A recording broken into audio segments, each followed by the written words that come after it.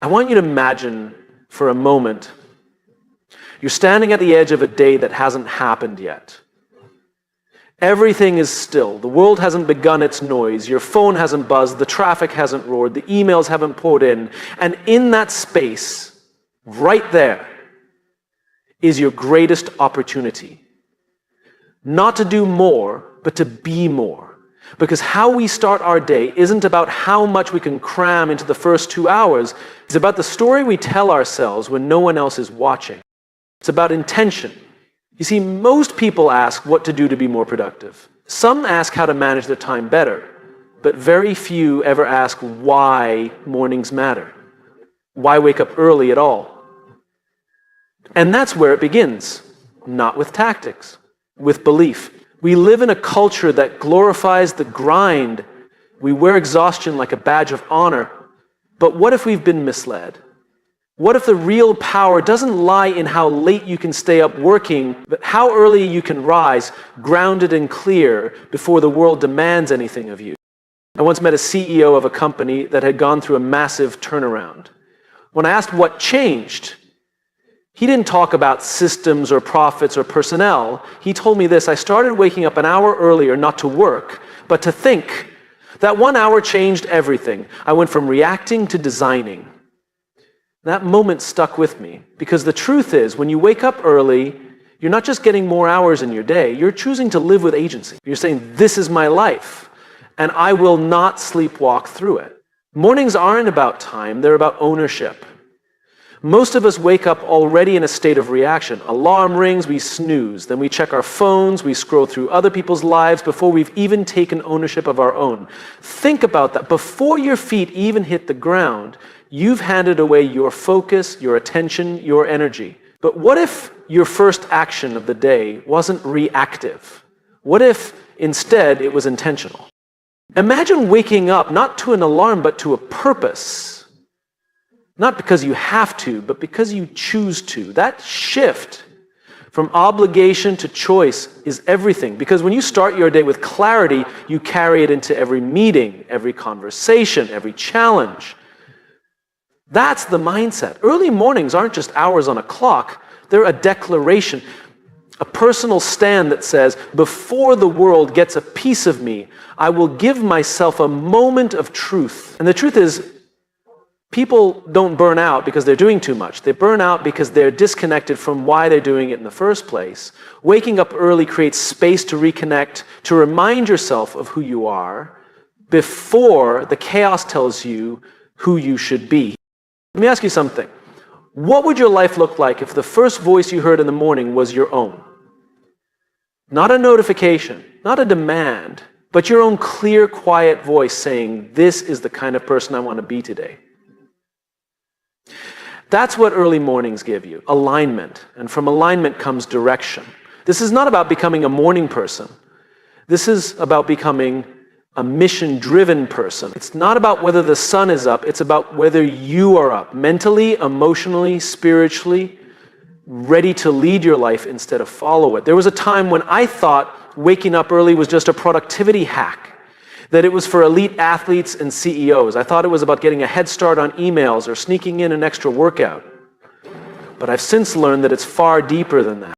It's not about doing more. It's about being present before the day pulls you in 100 directions. It's about breathing before performing, being before producing. We've been taught to chase the how and the what, but real leadership, whether you're leading a team, a family, or just yourself, begins with why. Why do I want to rise early? Why does it matter? Why do I want to live this day on purpose? And when you answer that, something changes. Your morning goes from something you endure to something you craft, a canvas, a ritual, a space for becoming. Some of the most grounded, impactful people I've ever met start their day not by running into it, but by stepping into it with reflection, with gratitude, with stillness. Not because they have more time.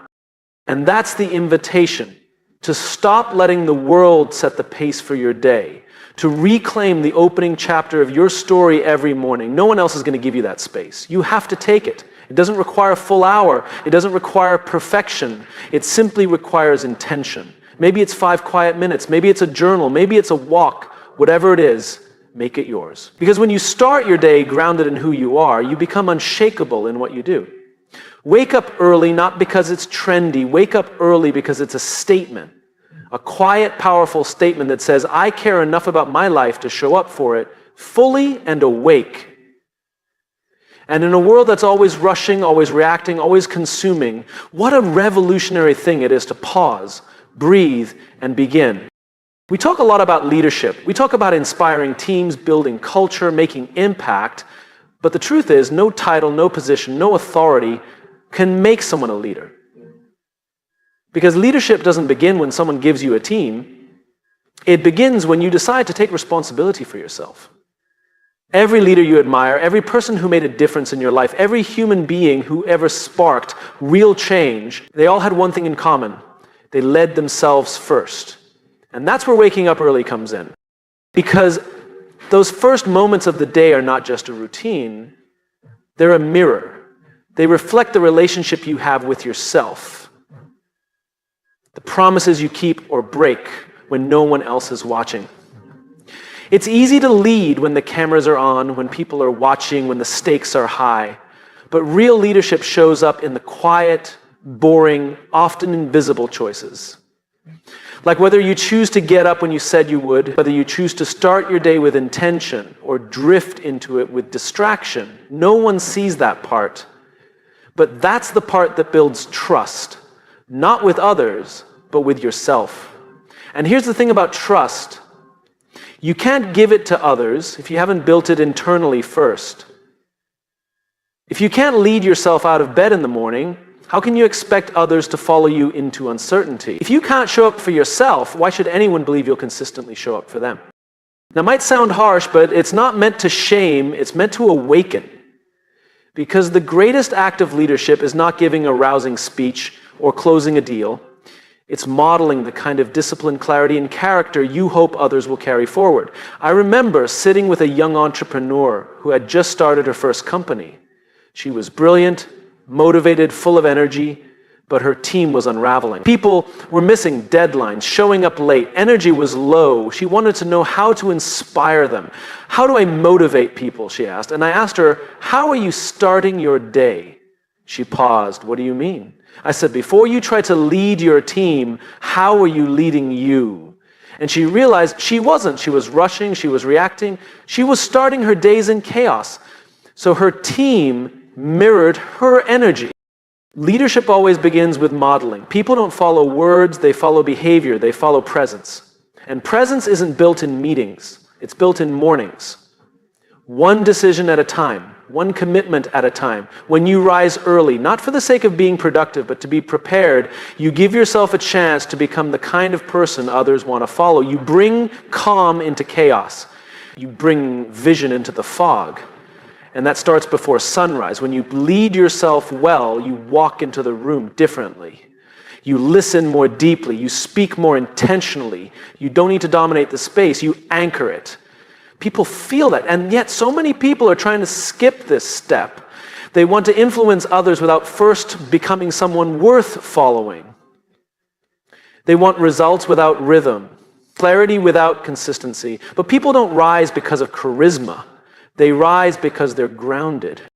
When you wake up early and take time for yourself, whether it's 5 minutes of reflection, 20 minutes of reading, or just sitting in silence, you begin to lead with presence, not panic. You show up from a place of clarity instead of confusion, and people sense that. They trust it. They lean into it.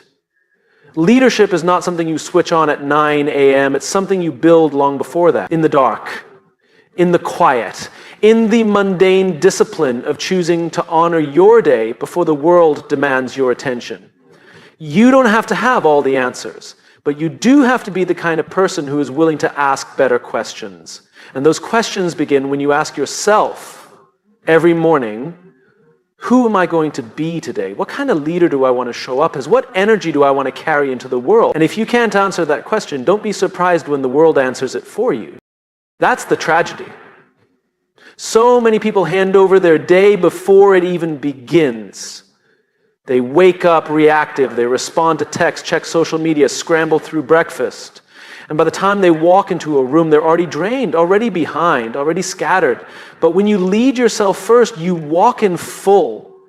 And fullness is contagious. Imagine a leader who walks into the office having already connected with their purpose that morning. Imagine a parent who sits with their child having already found stillness before breakfast. Imagine a coach who meets their team after spending the morning reflecting on what matters most. Those are the people who change lives, not because they're the loudest, but because they're the most aligned. You can't fake alignment. People sense it. And it only comes from daily discipline. Waking up early is not about being superhuman. It's about being intentional. It's about choosing to build your inner world before stepping into the outer one. It's about asking, how can I lead me so I can better lead we? Because leadership isn't a destination, it's a reflection. A reflection of how well you've led yourself. And when you begin your day with that kind of clarity, you don't just change the way you work, you change the way you live. You become the kind of person others don't just want to follow, but trust to lead. And that's where it all begins. Not in the boardroom, not in the office, not in the results, but in the quiet decision you make every morning when no one is watching. Will I lead myself today? This is a sacred part of the day that most people never experience. Not because they can't, but because they've never slowed down long enough to notice it. It's the early hour before the noise begins. Before notifications, before meetings, before traffic, pressure, and expectation flood in. It's the stillness before the storm, and it might just be the most powerful space in your entire day. That space, those quiet hours, are not empty. They are full of clarity, full of breath, full of truth. And yet, in a world addicted to speed, they often get overlooked. We chase momentum, deadlines, and the next thing. But what if the most strategic decision you made wasn't to move faster, but to pause sooner? You don't need more time, you need more presence. And presence lives in the quiet. There's a reason some of the most grounded people you meet seem unfazed by chaos. It's not because their lives are easier. It's because they've learned to find stillness before the storm. They've claimed the early hours as their own, not out of obligation, but out of wisdom. Because they know something most of the world forgets. You can't meet the demands of the day from a place of emptiness. We live in a society that rewards the busy, that celebrates the overwhelmed. But noise isn't a sign of progress. Movement isn't always a sign of meaning. And starting your day with chaos doesn't make you strong, it makes you scattered. Waking up early is not about grinding. It's not about checking boxes. It's about claiming space for your soul before the world tries to rent it out. Think about how most people start their day. They roll over, check their phone, scroll through a feed of curated lives and artificial urgency. Before they even leave their bed, their mind is hijacked.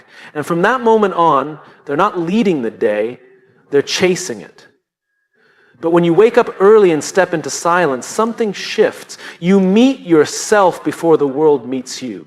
And in that meeting, you remember who you are. Stillness isn't weakness. Stillness is strength under control.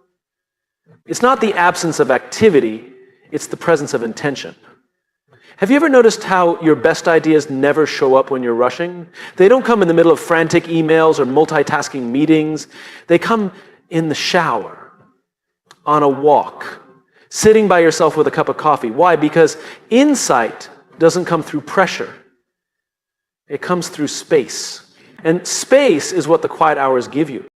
When you start your day in stillness, you begin with alignment, not anxiety. And alignment isn't a luxury, it's a prerequisite for impact. I once spoke with a firefighter who said, "You don't rise to the occasion, you fall to your level of training." That stuck with me. And it applies to life just as much as it does to emergencies.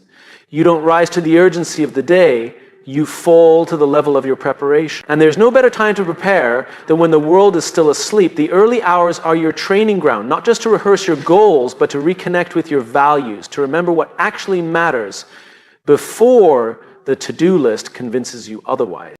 This is not about perfection. It's not about waking up at 4:30 a.m. and meditating on a mountaintop. It's about starting small.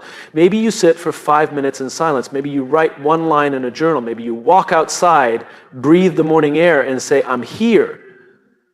I'm alive. And I'm choosing how I show up today. That choice, that simple intentional act is leadership, because stillness doesn't mean doing nothing. It means doing the right thing first. It means listening before speaking, breathing before acting, grounding before charging ahead. And when you develop that rhythm, when you own your quiet hours, you stop being reactive and start being responsive. You move from survival to strategy. You become the calm in the room, not the chaos. People notice that. We've all been in rooms where someone walks in and without saying a word changes the atmosphere, not because they're loud, but because they're anchored. That's not charisma. That's character. And it's forged in the quiet. In a world where everything is urgent, the ability to pause is rare. But rare is where the power lives. The storm is inevitable. Life will throw curveballs. The emails will come. The challenges will rise. But the question is not whether the storm will come. The question is whether you'll meet it from stillness or from stress. You don't need to control the chaos. You just need to stop letting it control you. And that begins in the morning. Before anyone else gets a piece of you, before expectations take over. That's when you set the tone, not just for your schedule, but for your state.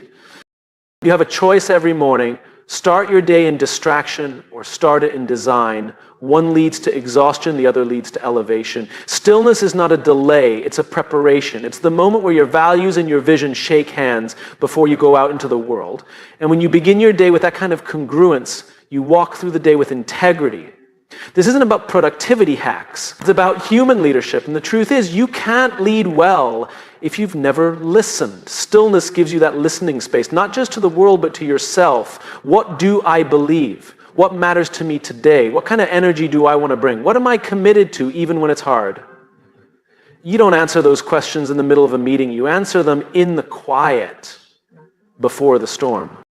So don't just wake up early to do. Wake up early to be. Be present, be grounded, be aware. Because once the noise begins, it's too late. Once you're in the storm, you don't rise. You return to your baseline.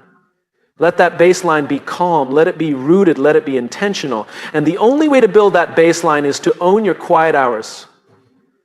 The world doesn't need more frantic leaders. It needs more anchored ones. People who know who they are before they step into the noise. People who show up clear, not chaotic. Present, not panicked, certain not of every outcome, but of who they're committed to being. And that kind of certainty doesn't come from luck, it comes from stillness. From starting each day with the courage to be quiet. The storm will come, but you will be ready, not because you're the loudest voice in the room, but because you listened first.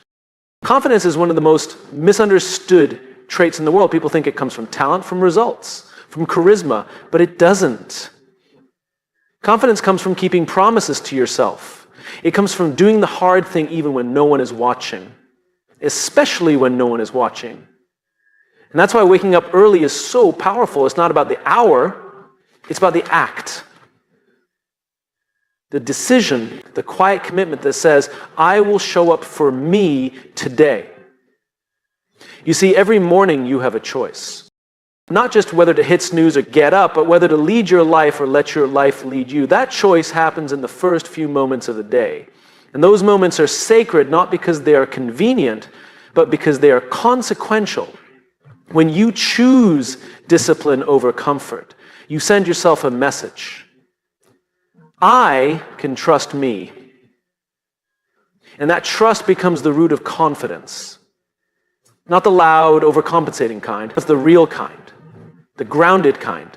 The kind of confidence that doesn't need to prove itself because it knows where it came from. It came from the little wins, the quiet wins. The decision to get out of bed when it would have been easier not to. And people love to talk about motivation. But motivation is a mood, discipline is a decision. And discipline repeated becomes identity. We don't become who we are in one grand moment. We become who we are in the repetition of our values, the repetition of our standards. And when you win the first battle of the day, the battle between your comfort and your commitment, you remind yourself what you're made of. Think about it. If the first action of your day is to break a promise to yourself, what tone does that set? What story does that begin? That moment, that seemingly small decision, ripples forward into everything else. But when you wake up and follow through, not because it's easy, but because it's aligned with who you want to be, you step into your day with integrity. And that integrity is what makes you powerful. Not perfect, but powerful. I once spoke to a former Navy SEAL who said something that stuck with me. He said, "The alarm clock is your first opponent of the day. If you beat it, the rest of the day gets easier. If it beats you, it owns you." That's not about being extreme, it's about being intentional. Because how you do anything is how you do everything. If you let yourself off the hook first thing in the morning, you're more likely to compromise later. But if you choose discipline early, it becomes a compass. It gives you direction. Discipline doesn't mean rigidity. It doesn't mean you can't rest or that every moment must be optimized. Discipline means you're clear about what matters to you and you're willing to act on it even when you don't feel like it. Waking up early is simply a training ground for that. It's a rehearsal for all the other moments in your life when you'll need to do what's right over what's easy. And each time you do, you build confidence. Not the kind that shouts, but the kind that knows. The world is full of people who look confident but feel lost because somewhere along the line, they traded discipline for convenience. They started outsourcing their direction. They let their phone decide their focus, their schedule decide their values, their circumstances decide their identity. But when you own your morning, you begin to reclaim your identity. You stop living from the outside in and start living from the inside out. Confidence is not found in applause, it's found in alignment. And alignment starts when you decide over and over again to be consistent with your values. And that is what the first hour of the day offers you, a place to practice who you want to become. You don't need to overhaul your life to be confident. You don't need a massive transformation. You just need to win small battles consistently. Because the brain remembers, the body remembers. When you show up again and again, even when it's hard, you build credibility with yourself. And when you believe yourself, you don't need the world to validate you. That's the root of all great leadership, not being the smartest, not being the most talented, being the most trustworthy, starting with the trust you've built internally. We trust people who are consistent, who are grounded, who aren't just reactive, but intentional. And those traits don't start on the battlefield or the boardroom, they start in the bedroom, when the alarm rings, when you make your first choice of the day.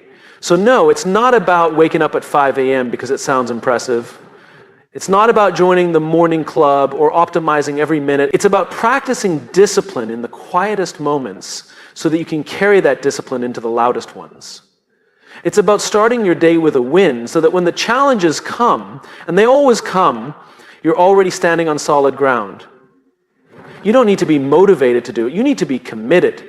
Motivation is seasonal. But character, that's built in the dark when no one is clapping, when no one is watching. Wake up early because it reminds you that you are not at the mercy of your comfort, that you are stronger than your excuses, that you can follow through even when it's inconvenient. Because the people who build something meaningful, whether it's a business, a family, a movement, they all have one thing in common. They've trained themselves to do what needs to be done, not just when they feel like it, but especially when they don't. Discipline isn't punishment, it's preparation. It's not about controlling everything, it's about choosing something on purpose. And every morning you get that chance. Win the first battle. Keep the first promise. Stand for who you say you want to be. Do that again and again, and confidence will no longer be something you chase. It will be something you carry. We live in a world that moves faster than ever before. We wake up to pings, badges, red dots, endless streams of messages and demands. Notifications don't care if you're ready. The world doesn't pause to ask if you've had your coffee, if your mind is calm, or if your heart is in the right place. It just moves. And unless you center yourself first, You're not leading your day, you're just reacting to it. There is a subtle difference between starting the day with the world and starting the day for the world. The former drains you, the latter anchors you. And that difference is everything. When you begin your day without centering yourself, without grounding your mind, your heart, your breath, you give away your power before you've even had a chance to use it. You become a passenger, a responder, a reactor. You're no longer choosing how to live. You're being pushed by momentum that isn't yours.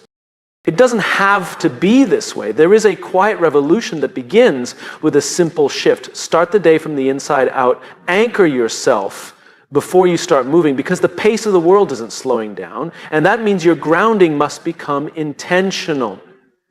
People often think the answer is to move faster, work harder, keep up, but speed without clarity is chaos.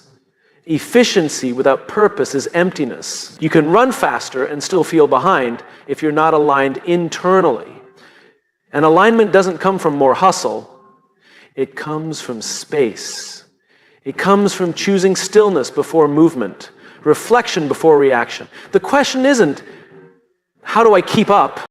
The question is, who do I want to be before I begin? That's the question that the early hours of the morning were built to answer. Before the meetings, before the emails, before the responsibilities of the world start stacking up, you have a window, a brief, beautiful window to find your center. But you have to choose it. Because if you don't choose that moment for yourself, the world will take it from you. Not out of malice, out of momentum. The world simply moves. And if you're not rooted, it will carry you in directions you never meant to go. That's why routines matter, not because they're trendy, but because they remind you who's steering the wheel. You don't need a perfect morning routine. You need a purposeful one. Something that reminds you, this is who I am, and this is what matters to me today. For some, that's sitting in silence. For others, it's journaling, or walking, or praying, or reading. The activity doesn't matter as much as the intention. The discipline of starting your day with something that centers you as a declaration, I am not a slave to the speed of the world. There is power in that. Because here's what happens when you begin from center. You stop being pulled in 1,000 directions. You begin to move with clarity. You listen better. You speak more intentionally. You don't just react, you respond. And that's when leadership begins. That's when impact happens. Have you ever noticed how the most grounded people in the room are often the quietest? It's not because they don't have things to say. It's because they've already said them to themselves.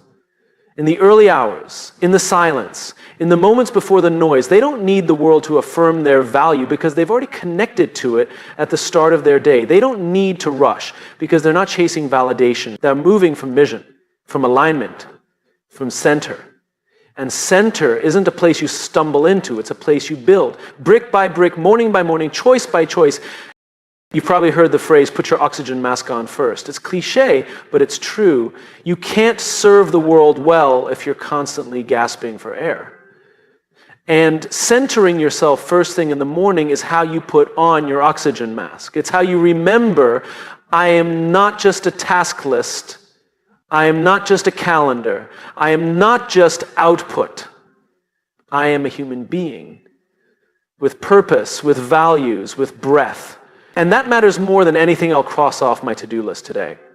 There's a reason the greatest artists, leaders, and creators often guard their mornings.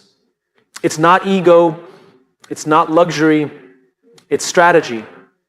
They understand something essential, that what you bring to the world is only as strong as the place you're bringing it from.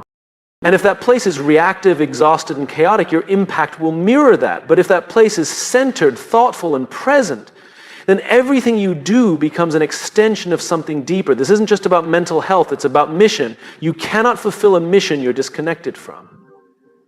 And mornings are when you reconnect. When you ask, what matters today? Who do I want to be when things get hard?